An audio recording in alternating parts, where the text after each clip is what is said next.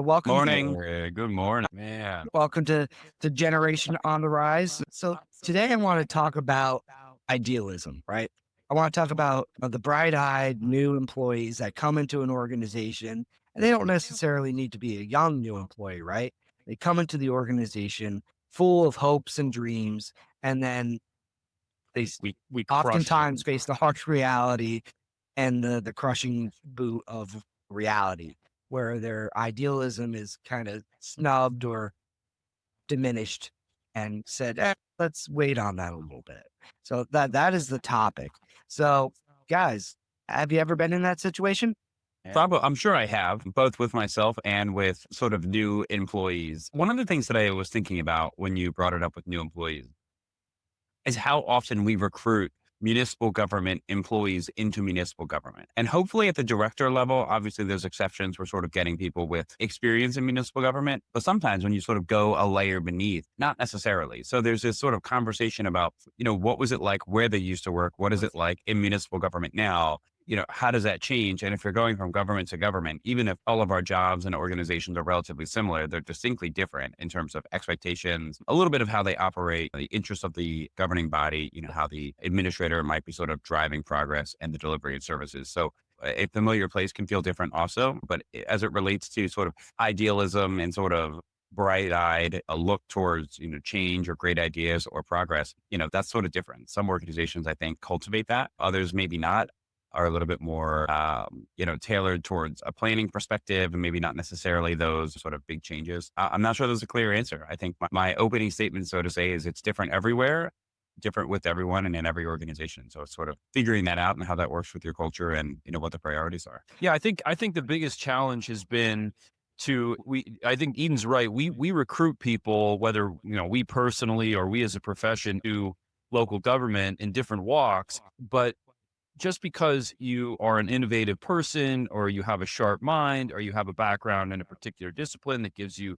that set of qualifications needed to be successful doesn't mean you know how to navigate the pace of change that local government operates in. I mean, this subject ties very closely to change management because if you push too hard too fast, oftentimes that reaction is twice as bad. I know I've talked about those anecdotes before, so I promise you I will not go down those roads again today, but we need to have an eye for talent, both with respect to the skill set that is relevant to the jobs they'll be doing, but also with their ability to navigate the systems that they're going to have to operate within. It's a delicate walk, and we all have people that we report to. We all have boards we report to. We have to balance our innovation, our push towards the future, towards adapting local government into some of these new areas of influence with the reality that we don't control the pace of that change. And we don't ultimately make the decisions in many cases about how that change is going to manifest. Well, you do have some control over the pace of change. Oh, Yeah, I for was going to sure. say that too. A Yeah. manager I'm not Yeah. saying we can, don't have I think any. a manager is sometimes in the driver's seat, when it comes to the pace of yeah, change. can Depending on the topic, what we're talking about, and sort of the involvement of the governing body, and then you sort of throwing in layers of sort of outside influence, external organizations, things like that. But I would think managers certainly yeah, drive that pace. and you Well, brought this point up before, right? It's the manager has a unique position of cultivating that type of culture, and not even just the culture and the environment of the organization or of the organization itself, right? Oftentimes, managers are faced with decision points Yeah. of whether or not to do something that may be considered risky or may be considered innovative, whatever term you want to, refer to something that is new and not done before. Yeah, completely agree. Yeah. And I So guess the question about culture and with the people in the organization, I mean, if you guys are in an organization where you sort of know that you've got maybe a core group of folks who are interested in sort of shaking the box, pursuing change, changing the way, maybe things are done, exploring, difficult pain points, right? Sometimes, we have, systems or operations or projects that are really not doing well, but there hasn't been an appetite to address it, take it on, and drive change with that. If you've got a core group of people who are sort of behind you and sort of eager for that change, does that change the way that you guys might approach it? Does that motivate you to pursue, what would might otherwise be categorized as difficult change? I try very consciously not to be an obstacle to have the people that report to me stymie their innovative ideas and things that they want to see advanced. But it's easier said than done because we understand that often the pace of that innovation or their ideals for how that innovation is translated into policy and is translated into resource allocation and all the other things that need to come to fruition in order to make that innovative idea come to life need to be kind of flushed through the process, as does everything.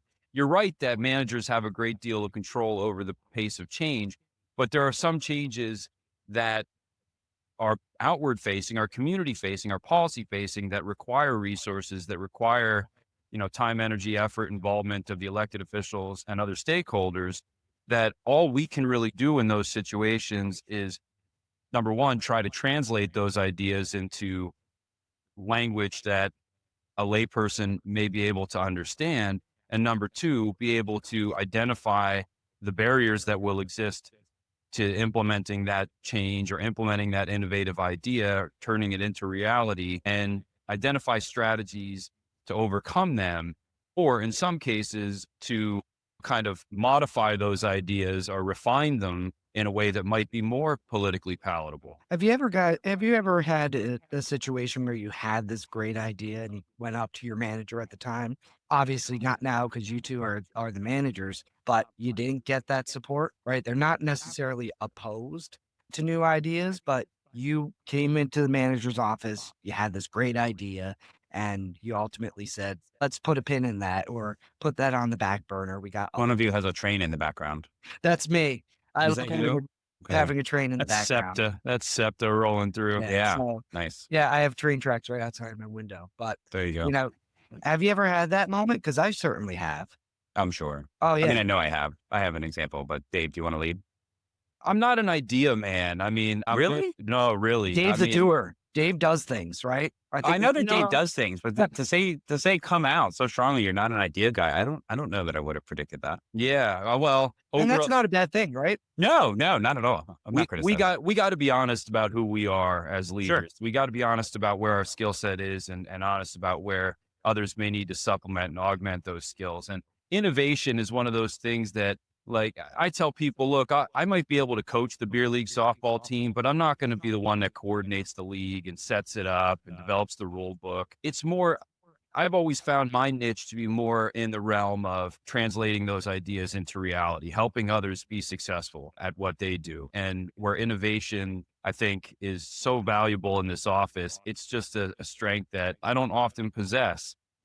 I mean, yeah, there have been times for sure when I ran ideas up the flagpole, whether it be when I was assistant manager to the manager, when I was manager to the board, and I've had those stymied, and it's frustrating, but we all found ways to cope with that and move on to the next thing. So I think we had an episode about this, didn't we? Like Did. ideas, doers. Yeah, I'll have to go back Yeah. and listen Yeah. to it. We Yeah. had a previous episode where we all It was a little self-identified, nostalgic. right? Yeah. Of whether we were a doer or an idea generator. I But probably said I was an idea generator. So if I did, just I don't forget- know. I'll go back and listen.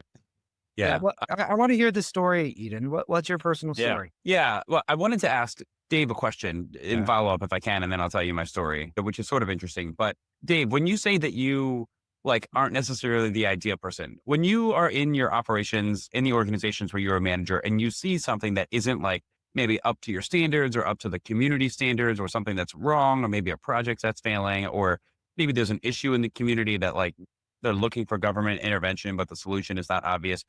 Do you sort of brainstorm what success might look like with that? Or do you really lean on the team of experts that you have to sort of have to give those ideas? Like, how does it work when you're a doer in the manager's office? For me, if there's a problem we're trying to solve, if there's a new initiative we're trying to implement, if we've got some policy direction we're trying to pursue, I think my skill set is bringing the right people into the room and knowing what questions to ask them. And Interesting. it's difficult for me because I love to talk. Nobody loves to hear me talk more than I do.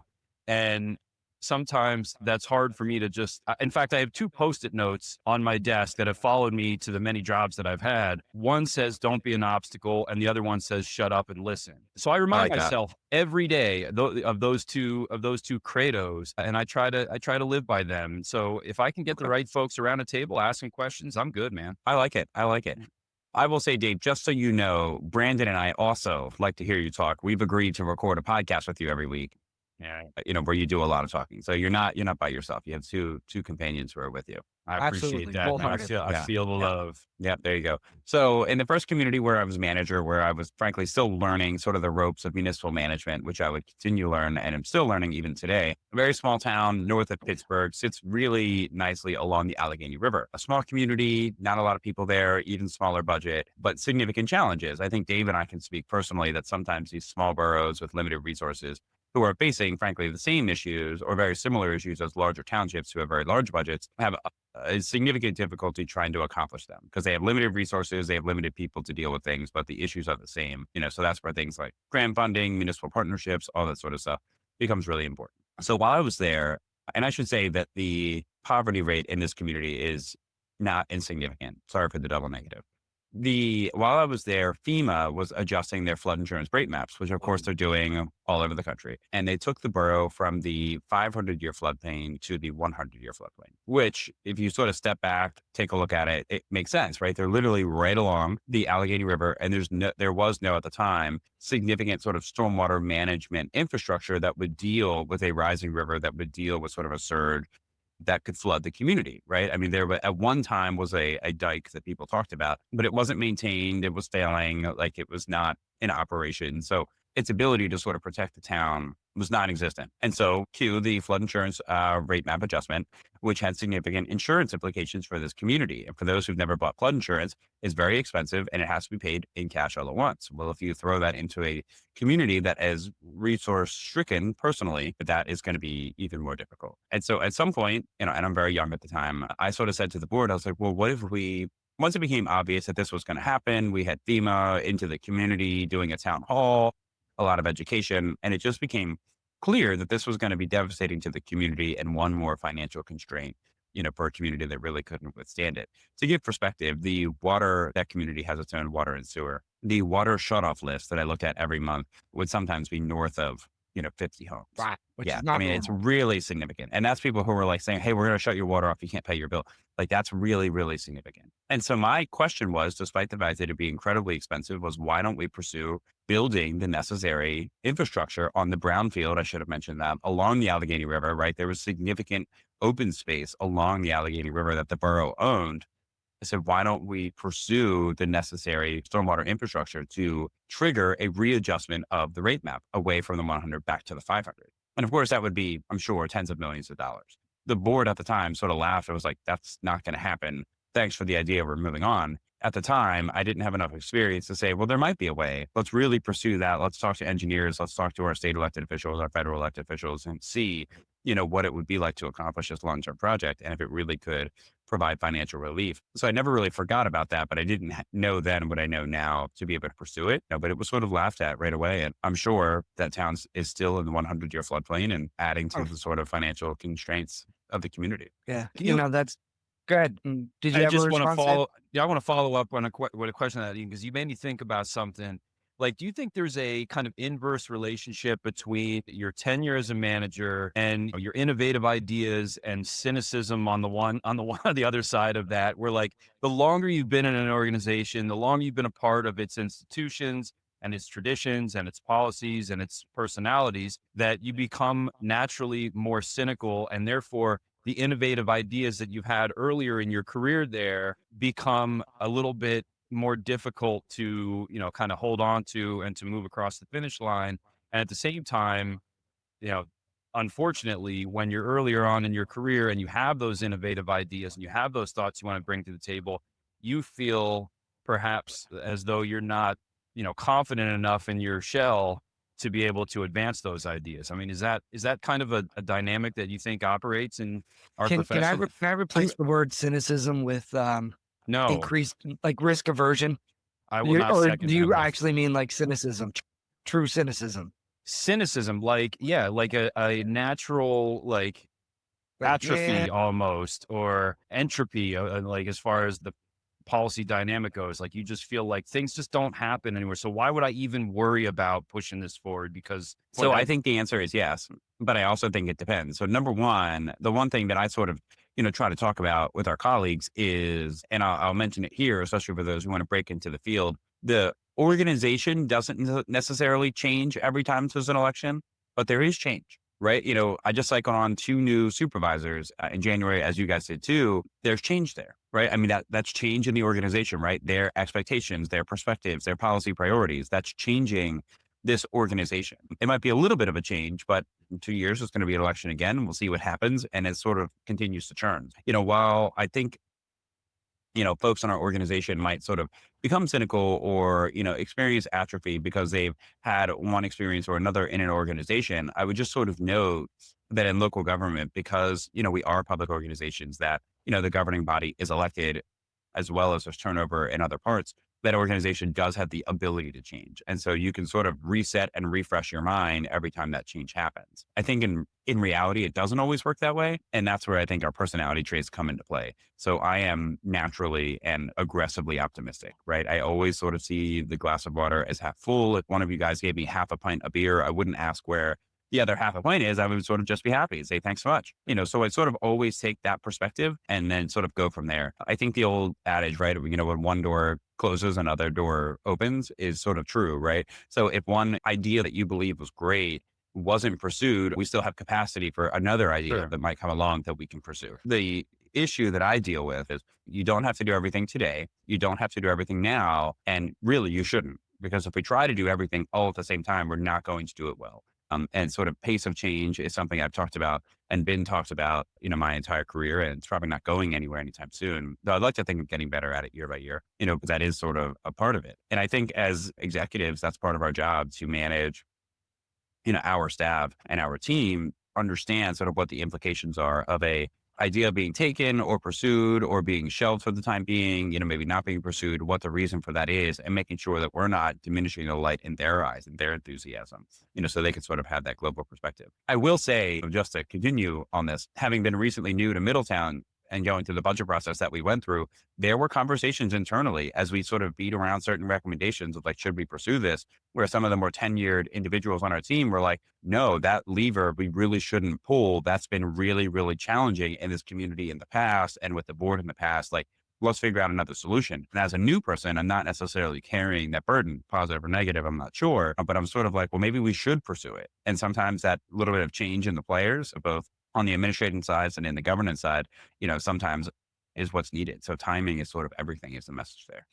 Eden, I hear you and I acknowledge that to a degree, but I don't necessarily think managers just naturally become more cynical I at don't the know that I longer said that. they're in an No, organization. I said that. Well, Yeah, that's let's sub Eden for Dave, right? I don't Yeah, I was necessarily going to say, think that's a naturally occurring phenomenon, right? I think there are experiences. It's kind of like the nature versus nurture conversation, right? Like, is it the longer you're in a place, that environment impacts your perception of new and risky projects, or is it more the experiences you encounter while you're at a certain place, right? And I think we at least alluded to this, an interesting dynamic, right? And I'm going to pose this question to both of you.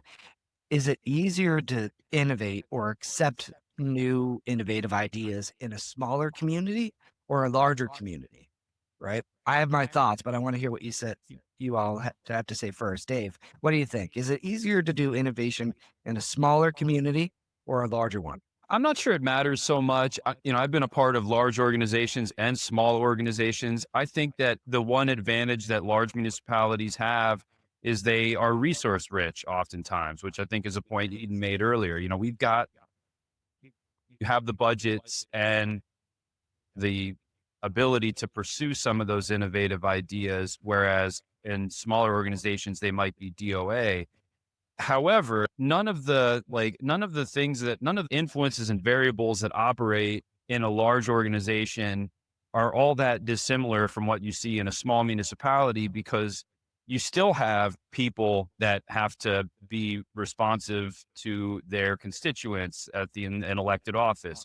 You still have department heads that have maybe decades or more of tenure that have a very prescriptive way of doing things and are going to be oftentimes resistant to those innovations. And in some cases, they're the drivers of those innovations. That exists in municipalities, large and small, and everywhere in between. So while I think there are inherently some obstacles that are not quite as prevalent in large municipalities, I don't think, and I don't think that it necessarily makes a huge difference in terms of how able and willing those communities are to pursue some of those innovations. At the same time, I think there are maybe advantages in some respects that smaller municipalities have, and it's really just a matter of there's so much that influences that change, the dynamic, and that closed environment that we operate in that you can't really say this is easier to do in a large municipality, easier to do in a smaller one. It's just very dependent on things that are really difficult to quantify, or it's not quite that binary of an issue. Dave and I have the link between us of having had similar roles, right? We've worked in large organizations, we've worked in very small organizations, but yet, Dave, our perspectives are different. This is kind of interesting. I Nice. would say that where I agree with Dave is that it sort of depends. And I think Dave and I would agree that large municipalities, as people who manage very small municipalities with very small budgets, and also been in organizations with budgets in the hundreds of millions, that the organizations that have very large budgets don't necessarily look at themselves and say we're resource rich. And so therefore it is able Right. to be more agile and get things done. But I will say that if you can become innovative in a small town, you are likely in a small budget, which is very hard, right? When you don't have resources, when, you know, you're looking around the room with 3 or 4 or 5 of you, and you're the ones that have to sort of drive change and make things happen. If you can create success in that environment, you are learning things that are completely translatable to a larger organization. But the challenge of sort of driving innovation in a larger organization is that if it's such a large organization, it becomes clunky, right? Because there are Yeah. so many systems and processes and people in play that you sort of have to navigate. It's not as simple as calling the team, which might be 5 people, into a room, creating agreement, and then sort of going off and making it happen, and just sort of figuring out where there's capacity in their days in order to make that happen. In a larger organization, that's much more difficult. I mean, I've been in meetings where, we brought people from the same organization who worked there for years. And I start off the meeting by saying, does everyone here know each other? If not, we'll do a round of introductions. And sometimes they say no, even though everyone's been there for 10 or more years, because the organization is so large. So I think your ability to be agile sort of does depend in that situation. But I do think when you do have more resources, and if you have the mindset that you can sort of drive change and drive innovation and be able to communicate that and, weave that as part of your culture, when you are in a larger organization with more resources, it becomes a little bit simpler. I think as you become very, very large, it's difficult. When you're very, very small, it's difficult. And there is sort of a sweet spot, in terms of size of budget, amount of team, and being able to drive that. Doesn't happen on day one. I will say that, right? I mean, you sort of need to understand, the web that you're dealing with in. Yeah. Shout I out to think those you mid-sized municipalities. They got the best of both worlds. Yeah, Not I will say that, right? necessarily. I That's mean, it's an I, interesting thought. It's a and I think highlight. it depends on how we define mid-size. Yeah. I think sort Well, of matters yeah. too, but I Yeah. think you hit the nail right on the head, Eden, right? Like I was making notes as of you were talking, and I was thinking about this last night as we were getting ready for recording this episode, right? We're supposed to You take know, notes.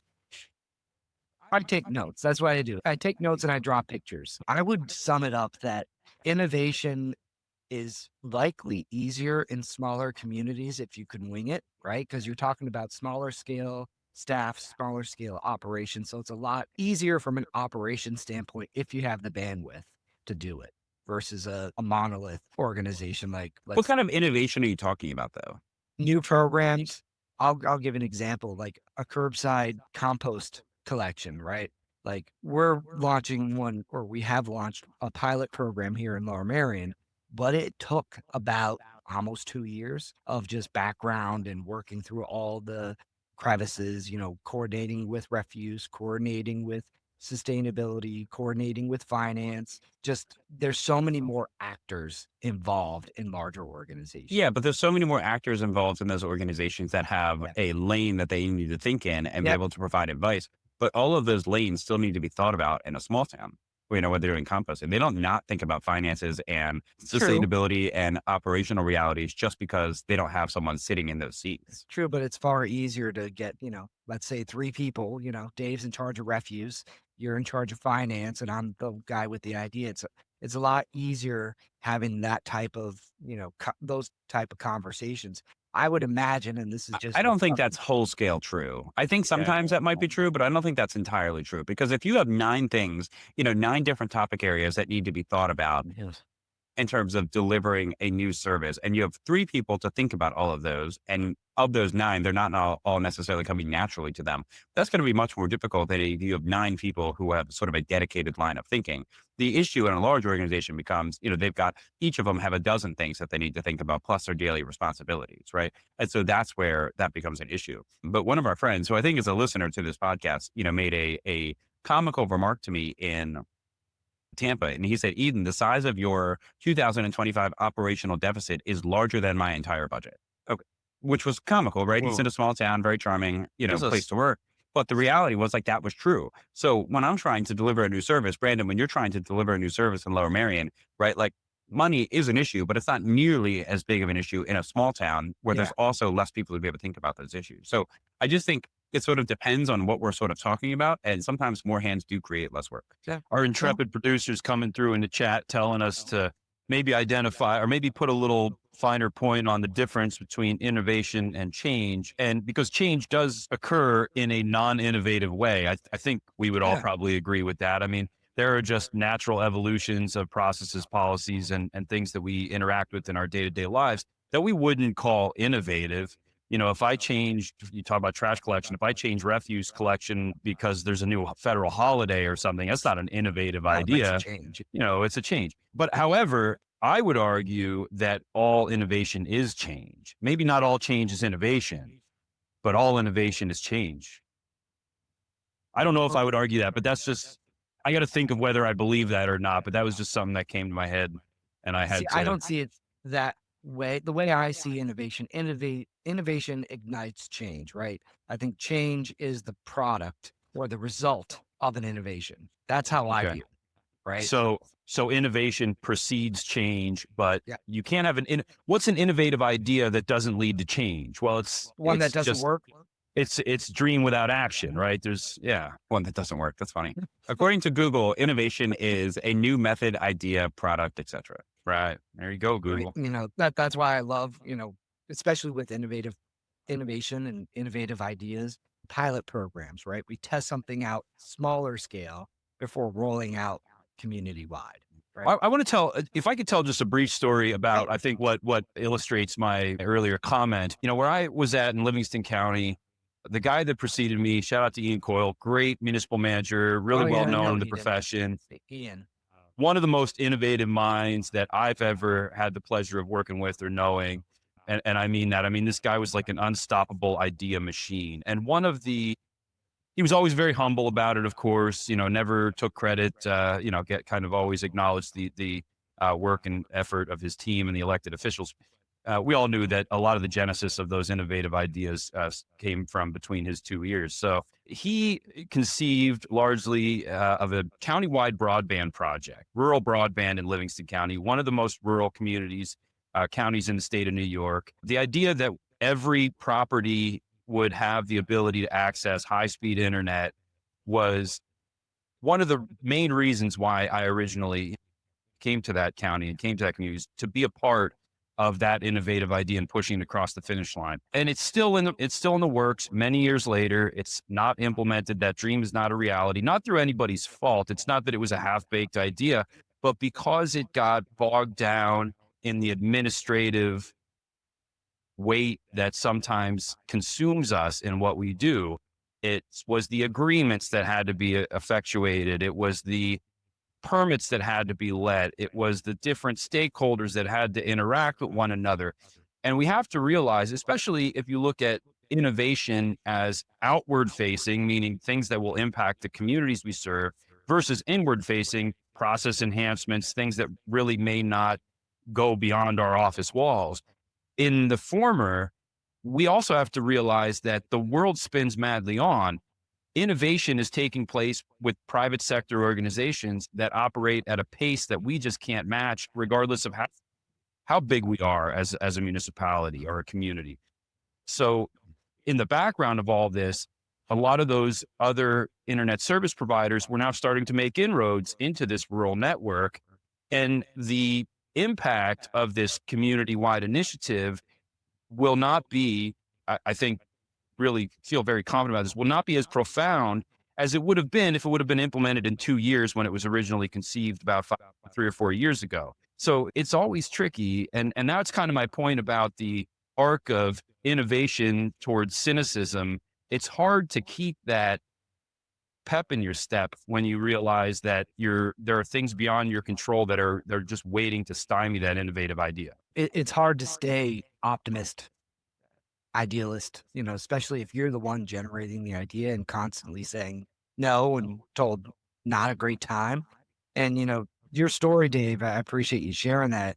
It kind of goes to the notion that I, again, put in my notes. Ideas don't usually die, straight out. They die or fade away administratively, Yeah, I like right? that. The You can think about that. bureaucracy often wears everything down.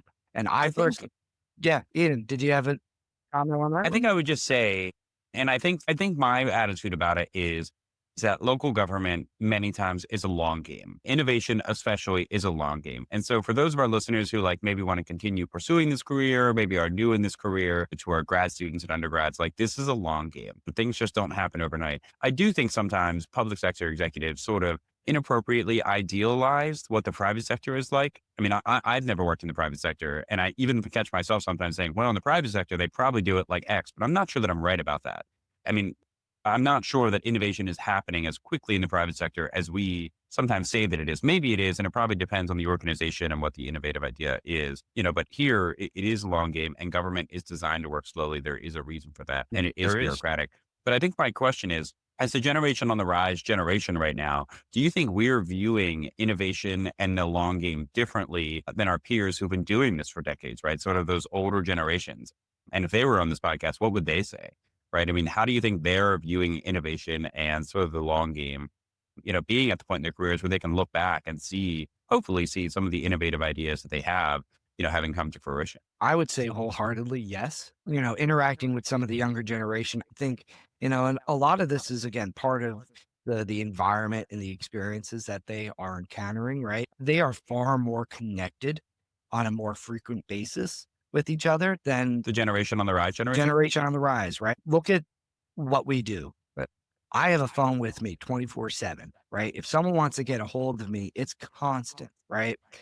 I can text both of you at any point and our producer Nancy at any point off hours. Whereas before that, there was not as many touch points with the older generation. So I would say, yes, the newer generation is a little bit more open to innovation. And that is, I would say, part due to they are just interacting more with one another and they are being exposed to different ways of thinking more. Yeah, I think that's true. I think that also, I think what you are suggesting in so many words is that the technology that supports innovation has advanced to the point where the generation on the rise and, those that are in the tail ends of their careers at all stages in their careers, we now have the tools and resources to move those innovative ideas at a pace that even 10 years ago was unheard of. I mean, think about the implications of artificial intelligence on our profession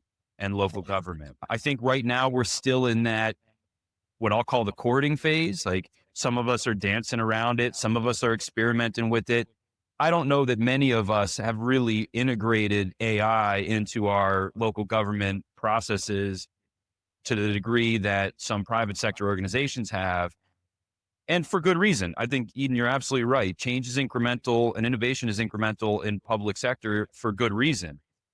But at the same time, as we start to get more comfortable with that technology, you're going to see those innovations materialize at a pace that we never knew before. Okay, so let me bring up. So last episode, or maybe 2 episodes ago, we sort of talked about sort of the pressure that municipal managers are under, living in their community, sort of always Yeah. being connected, social media, and all of us sort of took a hot take that it was maybe a little bit easier, or at least different in a positive way for the older generations Yeah. who maybe weren't as connected, who were living and working in their communities. People didn't necessarily know them, that kind of stuff. Do you think innovation for the older generation decades ago was easier because the communities were less connected than they are now? Like if we're rolling out an innovative idea, if we're facilitating sort of challenging conversations in a public meeting, that's going to be on social media. Many of us myself included, intentionally put it on social media, right? My PIO was constantly, sort of putting information out there, recording TikToks, videos, all that sort of stuff. We post on Facebook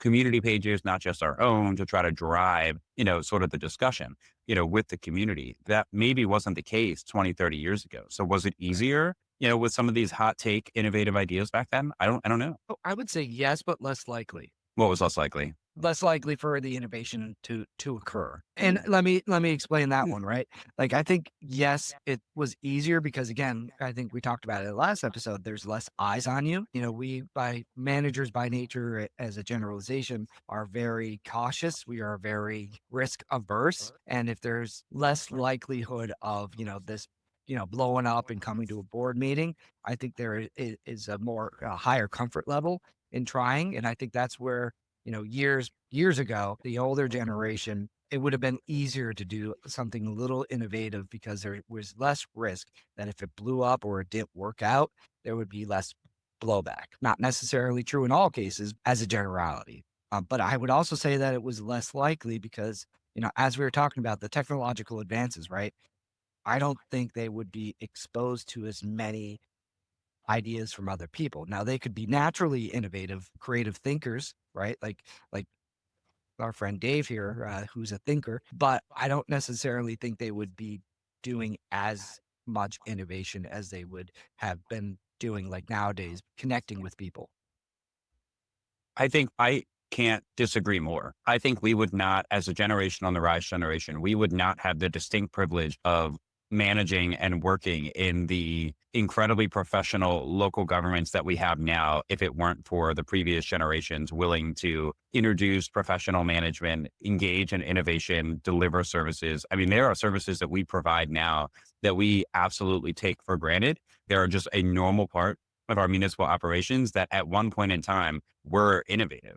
Some of those things are obvious to us, some of those are not, right? For the communities in this country who have water distribution systems, there is technology out now where if in your home you have a water leak, it will notify the water meter in the house. It will immediately notify the switchboard, right? The technology in the municipal building so that someone from that municipal building either can call or an automatic email generated to the home saying, hey, your water usage is higher than usual. You probably have a water leak. Like you should investigate that immediately, right? Like at some point that was innovative, right? At some point there was some manager somewhere who was like, well, this is, dealing with a community comment that was like, well, this is Big Brother. What do you mean that you're going to put technology on my house against my will? That's going to tell you what is or isn't happening in my home. And now in, sort of larger distribution system, that's sort of mainstream. I mean, that's sort of like the unsexy side of local government and the services we provide. However, it's super important, A, for sort of water conservation, which is obviously very important. And then B, sort of cost mitigation for those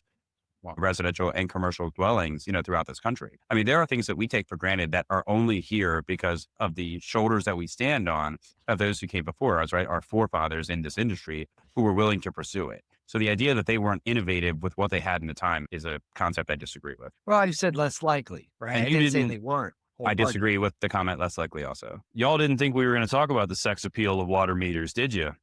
But sexy, I just want to put it out there. Sexy is a bona fide public policy term. It is absolutely in the vernacular. Yes. I would say that for the I don't episode. know. I don't know that I have a tiebreaker here, but I have some thoughts. Innovation, as I see it, often is a product of innovative ideas of others that are brought together, amalgamized, and refined. In decades past, that might have been more difficult to reach that broad network than after the advent of the internet. And shout out to ICMA Knowledge Network and some of the things they're doing. Like if we've got a thought on something or a challenge we're trying to tackle, I don't know about you guys, but one of the first things I'm doing is going to the ICMA website and seeing if there's any other thoughts that were on that subject or any other advancements or what are the other communities doing. Understandably, and the things I said in prior episodes about the challenge of adapting those to the Pennsylvania system of government is sometimes a deal breaker. I mean, sometimes you're like, damn, I love that they're doing that in Kansas. I wish we could do that here. And that's where it dies. But sometimes that innovation sparks another idea and sparks something that can be. And I think in decades past, that might have been more difficult to reach that broader network. I mean, you're picking up the phone instead of emailing.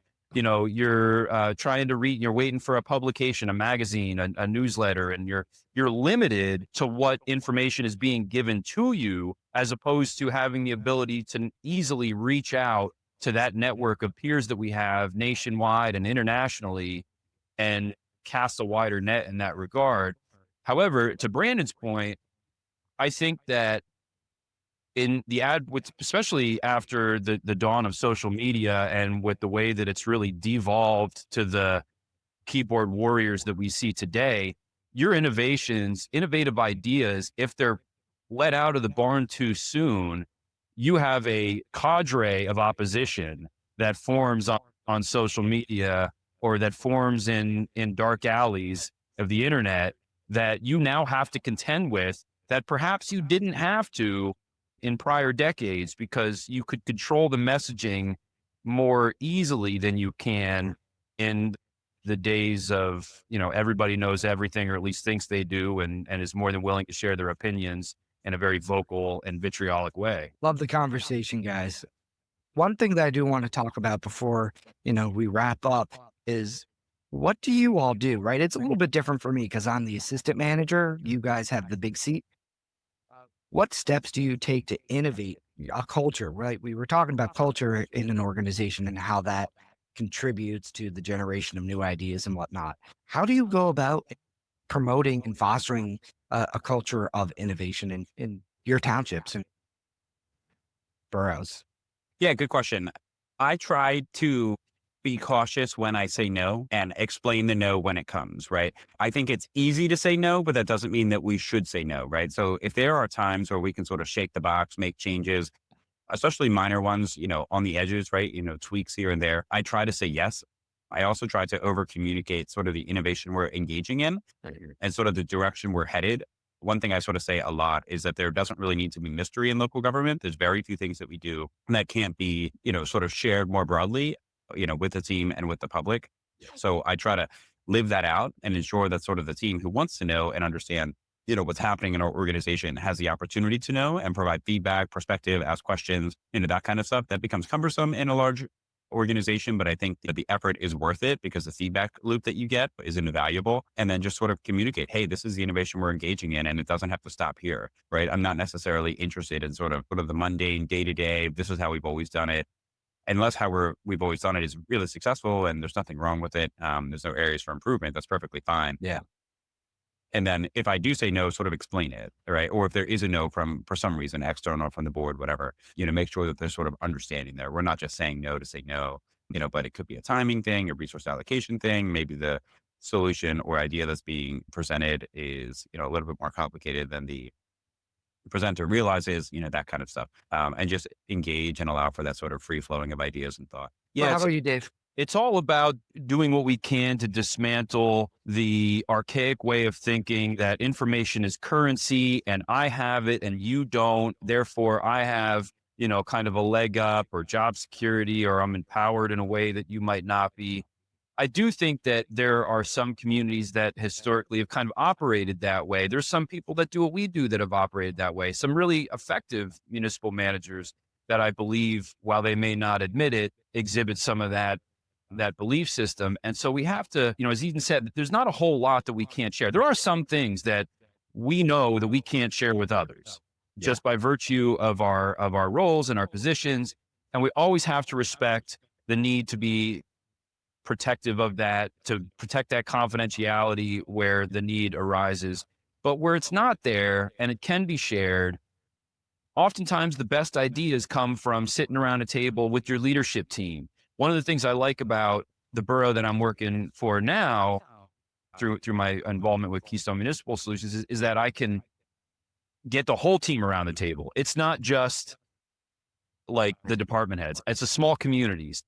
I can get my whole administrative staff around it. Like you, neither one of you guys, nor me when I was at the county, or even when I was at the two townships I worked for before, could probably conceive of get your whole staff in a room together and let's have a conversation and problem solve.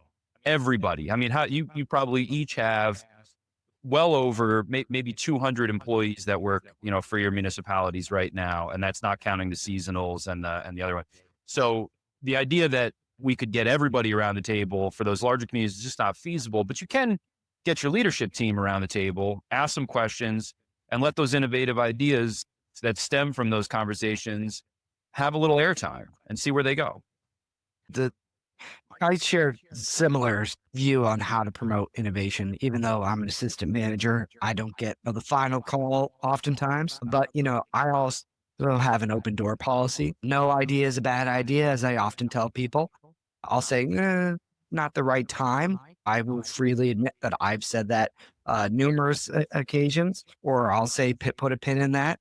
It's not a bad idea, but as Eden was saying, now might not be the greatest time for reasons X, Y, and Z, and make sure that those reasons are explained. Some Like, ideas are a bad idea. yes, but Like if someone says, that's let's not build a great. dome Oh, over the borough, what? that's a bad idea. Ah, Like we're not putting a dome over the borough. yeah, Like I'll say I'll put it a you little might bit not say more that to them in the dramatically. moment, Yeah, but like, be like, yeah, let's do something else, right? Let's think about this a different way. Because in my view, and I've been in the shoes too. I've been that doughy-eyed new employee who's like, "Hey, boss, look what I got! I got this great idea," and like, yeah, not now. Let's revisit that in like never. I've always kept that in the back of my mind when I'm having those type of conversations where I don't want them walking out the door defeated. I want them understanding like, oh, it's a good idea, but I totally understand the reason why we're not moving forward with that. Let me get your take on this. I have a colleague I've interacted with in another, I believe it was Texas. And no doubt, Texas, where you just were. yes, We report on your whereabouts on Generation on the Rise I fandom. know. You Yeah. know, Let me just tell you, Texas hospitality is a real thing. Was not happy when I woke up the next day when I got back and it was 2 degrees. But they actually have a day every year where they have this big boardroom and it's called pitch day. And any employee, any single employee in the organization can come to and pitch their idea to improve operations. Thoughts? who sits in on pitch day? Who's the receiver of the pitch? Typically, it's a selection of department heads and the city manager. I don't dislike the idea. Yeah. I tend to run sort of a flat organization, but I do sort of acknowledge and exercise the hierarchy, right? I will say things like, have you talked to your department director about that? But not in a way to sort of dismiss people, out of sort of my sphere, but sort of acknowledging, right, that there is sort of a hierarchy involved. So I think the positive side of that is anyone can have a good idea. There's no monopoly on good ideas. So hearing from any sort of rank within the organization is appealing and interesting. And I sort of like that. But the other side of it is if you have a grieved employee that's, deeply dissatisfied by some operational reality within their part of the organization, is their pitch, really undermining that department director? There's a really fine line there. I'm not sure exactly where I land, but I sort of acknowledge, what both sides of that line could potentially It's an feel like. interesting idea, right? Yeah. It I'm good is. with it, but I think you're right. It is a fine line, and you can also have the inadvertent effect of really being like negatively impactful on staff morale if they feel that their ideas are just being heard in a vacuum and don't go anywhere beyond that. I mean, so you do have to have some commitment to implementation of the better ones, some explanation of why the not so good ones aren't being advanced. That's got to be transparent, and it's got to be, kind of felt throughout the organization. And there are consequences of that you need to contend with. So I do like the concept, but I just think it's a duck walk to kind of balance those two. You have to fully commit to it, right? Yeah. How many people take advantage of pitch day? Do you know? And how big's the organization? What are we talking about here? The organization, I believe, is roughly around the size of a Lower Merion. So we're talking about 400, to 500 employees. Sure. What do you mean by take advantage? Like, Like how many employees come and make a pitch? talking to my colleague, the first year was kind of skeptical. People were like, what's this all about? But, then moving forward, oftentimes, as they continued having it every year, more and more people like, oh, I don't get to often talk to the city manager directly. Like, hey, Talking this about is my idea. 10 And, people, 25 people, 50, I think last time they said they got a few dozen. a few So, dozen. yeah, Okay. so it's not like you're sitting in a room all day and only 2 people show up. Sure. Interesting. Yeah, Okay. it's an interesting idea, right? I'm not like totally in love with it. I like the concept of it. Open doors, there's no monopoly on good ideas. I like the idea and the program from a culture standpoint. Sure. Yeah. 2 dozen people out of a 500-person organization is about half of 1% of Yeah. the organization making a pitch. Yeah. But still, Yeah, no, I'm not saying that's a good or bad thing. I'm just sort of putting that in context. yeah. We are wrapping up on the hour. So I wanted to ask you guys especially for those younger generation, people who are just getting into the field, do you have any kind of last tips or tricks of the trade and how to stay idealistic in a world that is often overly cautious? Yeah, I'll have 2 things. I'll lead off with one that we sort of touched on, but didn't quite get there is that every organization is different. There are some organizations where risk, where innovation, where ideating is a natural part of their culture, or at least a desire of the governing body. And there are others that really reject that. And they're both right and they're both wrong. There's sort of trade offs with both. And it sort of depends on sort of the expectations of that community. So if you find yourself leaning in one way or the other way, as we sort of talk about the fit test, try to figure out, where that organization lands or where they want to go and how that sort of marries up with what your expectations and desires are as a professional. And the other thing that I would say is just remember why we're in this field, right? Remember why we chose local government. Remember why we chose local government management. It's service of people, right? It's delivery of services and sort of believing that local government has a role in people's lives. And that's different throughout the country and places where you are and the expectations of that community, but our job is inherently public service. It's not about ourselves. It's about those that we have the opportunity to positively impact both on our team, within our communities, our governing bodies, and how far those services and how far the innovation can reach. So just keep that top of mind. Remember Dave? your why. Yeah. Entropy exists all around us. That's the natural tendency of the entire universe to go from a state of order to a state of disorder. That exists anywhere you are in the world, in any organization, any system that you operate within, and local government is no exception to that. So the tendency, the need for innovation is always there. And you need to, as Eden put it, remember why you got into local government, what drove you, and you're going to face natural resistance to your innovative ideas, no matter how good they are. You've got to recognize that while that resistance is there and is meaningful, and you've got to find ways to overcome it, you cannot let it overcome you. You cannot let it drown out those ideas, and you cannot let your failures dissuade you from innovating in other ideas. You have to have a short-term memory. You need to recognize that if something didn't work out the way you planned, that doesn't mean the next thing won't. And you got to keep fighting the good fight. Nice. My comments, it's a marathon, not a race. Oftentimes, it's not personal. There are reasons for not pursuing an idea. A manager should explain why and give all the reasons so that you aren't defeated and that you are encouraged to keep giving those ideas and stay idealistic and keep that innovation train rolling. All right. So that is the top of the hour. I'm Brandon, joined with Eden and Dave. Thanks for joining us, and we will catch you on the next one.